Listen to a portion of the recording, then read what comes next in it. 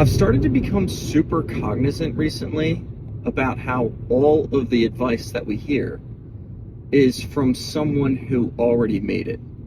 That's sort of one of the byproducts of social media, is if you're hearing some kind of advice from social media, it's likely coming from someone who has already succeeded in some way, shape, or form and used that success to build an audience for themselves.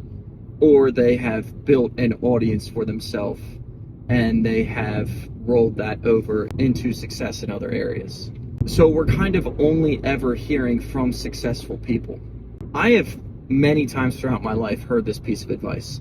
Hey, never take wisdom from someone who doesn't have what you want. I guess the theory there being that they don't really know how to get it because they don't have it.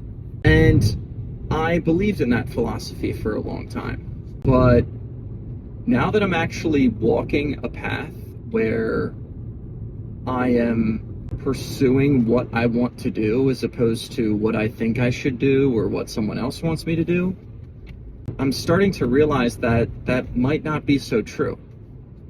And actually, when you hear, whatever word you want to use for it, quote unquote, successful people talk about how they got to where they are, there is always something I call hindsight bias.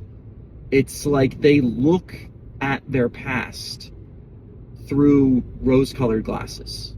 They remember it being better than it was.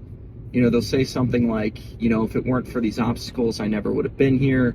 That was the fire that forged me into what I am, and that's what made it all possible. And that is true. And I actually have found that to be very true in my own experience. But I think there's also a lot to be said about gaining advice from people who are a little closer to where you are.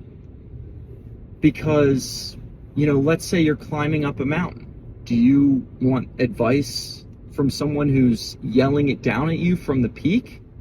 Or do you want someone to say, hey, that rock's sturdy, put your foot right there? What would you rather have? Yes, prior to embarking on the climb itself, you might want to hear from someone who has been to the peak before, so they can tell you on a high level, hey, here's everything you're going to need. Here's what you can expect on this journey. But when you're actually walking the path you're supposed to be on, you probably want advice from someone who's, not 1,000 yards in front of you, but someone who's capable of holding hands with you and maybe pulling you along a little bit. I don't know. That's just my 2 cents.